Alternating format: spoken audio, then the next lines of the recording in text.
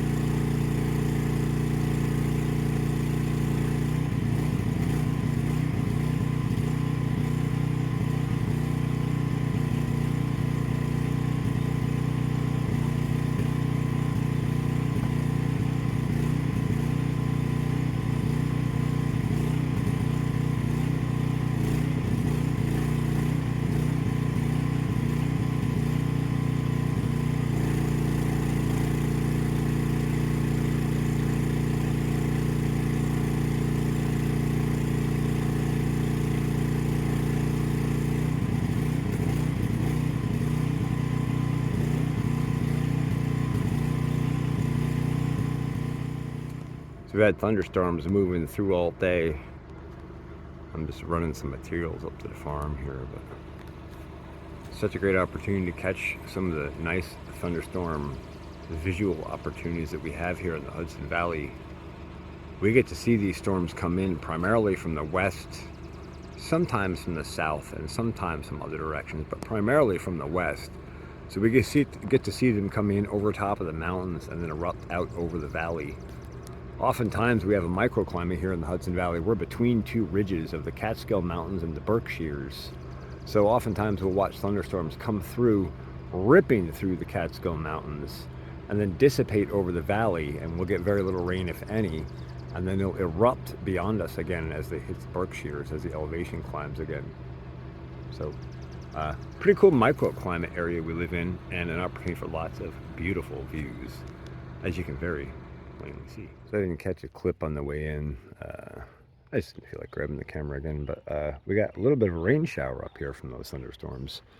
I don't know how much we got. I don't think it was a tremendous amount, but it was enough to wet the soil a bit. Yeah, I don't think it was much more than probably quarter, half inch. But it does add a little bit of moisture, which is kind of nice. It'll keep things from drying out too bad. And I'm not complaining. No one ever wants to hear it anyway. It's nice to pull up and see some nice wet soils here.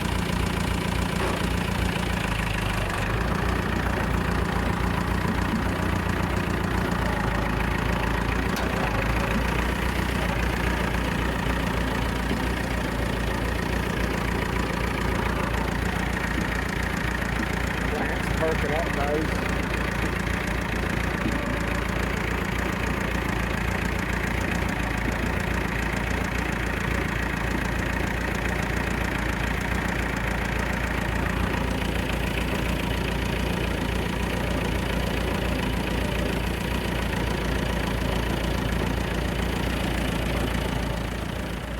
So I'm up here in the upper valley section. I decided to take another deep test soil sample just to see what we have down here for soil, for rock, for depth, for everything. Just always nice to have a good idea what we're actually looking at. And so up here, there's quite a bit of topsoil. We're closing on a foot of like decent topsoil on top. So that is some excellent material to start a farming operation on. And then below that, we have a tremendous amount of clay material, which if you know, or you've been paying any attention to my channel, you know that those clay colloids hold all sorts of mineral nutrition. All we need to do is unlock it with a little bit of the right chemistry and biology. More biology than chemistry, but chemistry helped us get it opened up initially. And then below that is the shale rock layer that we've been hitting all over the place. And again, that's actually can work out to an advantage to us.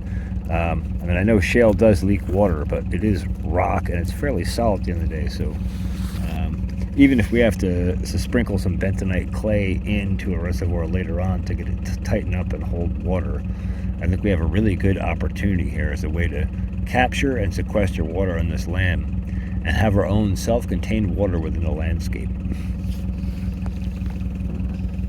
Also, I will mention that this is very hard clay in here. Very hard. And with some moisture, we could actually make some pretty cool pottery with it. So we may do some of that later on when there's more time to play with more creative things. For now, though, it's nice to have a look at what's in here for soil. I'm down, I mean, I don't have a tape right on me, but I'm down a little over knee height, so probably 30 inches or so, maybe 42 in the soil.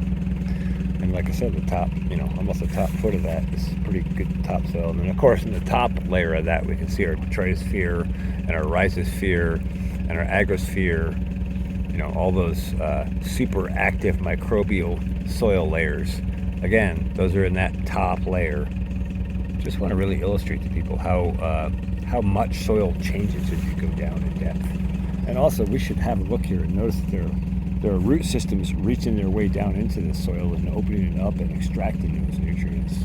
And based on variety and plant vigor and a lot of other factors, those roots can go way down. Alfalfa is a good example of that. I think alfalfa can go up to 17 feet in depth into the soil profile. So that's one reason why alfalfa is a great way to build soil nutrients in a living cropping field system by growing the alfalfa, and you're extracting the nutrients from down below, and then when it dies off and grows back, all that material has been brought to the surface, and now it's up in this detritosphere where it wasn't before. All right, got to fill her back in.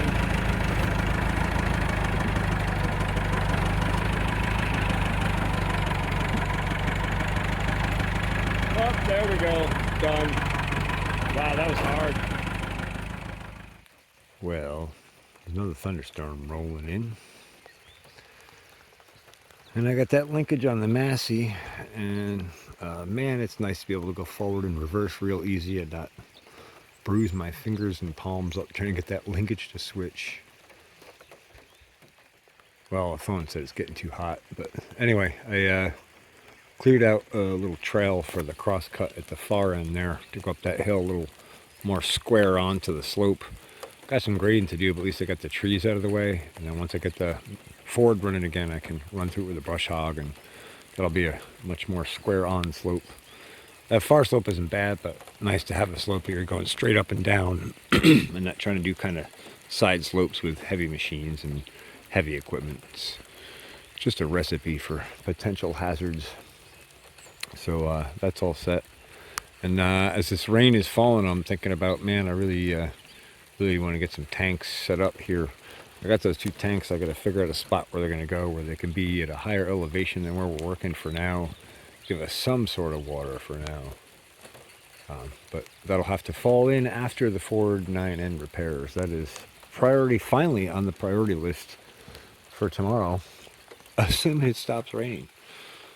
I'll just show you that linkage on the Massey so you know what I was welding. So there it is. It's not the greatest, but it works. And for some reason that pin wouldn't fit back in, don't know why. But that linkage runs from there to here to go into the transmission. It does the forward and reverse function. And before, I was doing all that shifting with my fingers down here, and that linkage is really hard to push with your palm. I had all these like cut marks in my palm from it.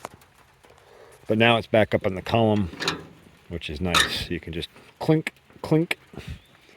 And that makes this, working with a loader especially, much easier. It's a real pain in the butt when you have to change directions, and it takes you a lot of hassle to do so. So glad I got that squared away. Well, I worked the mowing job today, and kind of worn out from that. It was hot and muggy, and showers on and off. Nice summer weather for sure, but I'm just not adjusted to it. I went and got a haircut, so I'm glad I did that, because I was sweating last week in 75-degree weather. It wouldn't be so bad if I didn't wear a hat, but I always wear a hat for the visor.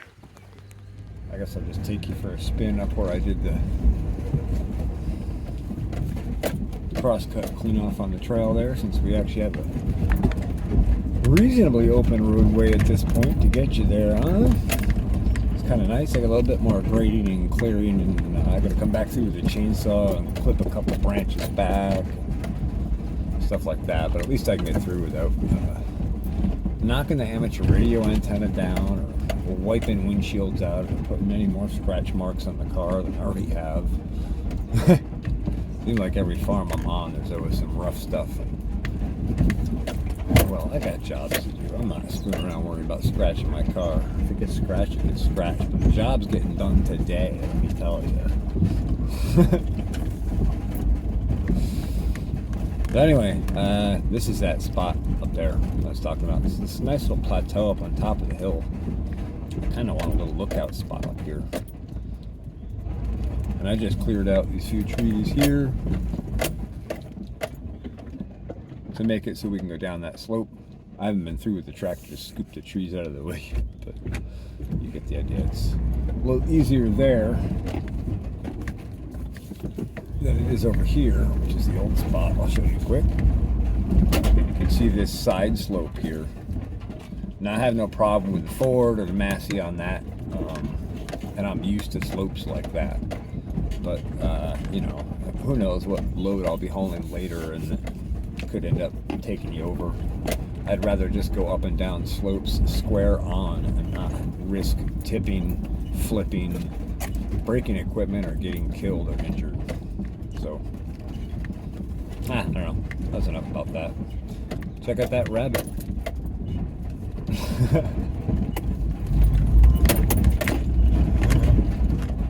He doesn't know where to go. Alright, that's it. I'm out. Maybe I'll grab you a thunderstorm if it's worth catching.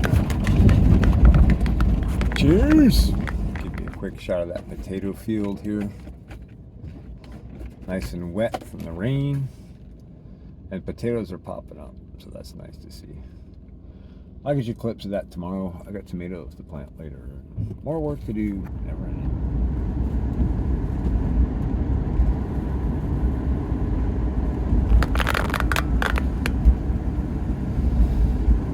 There's those beautiful Catskills again. Sun peeking back out behind them.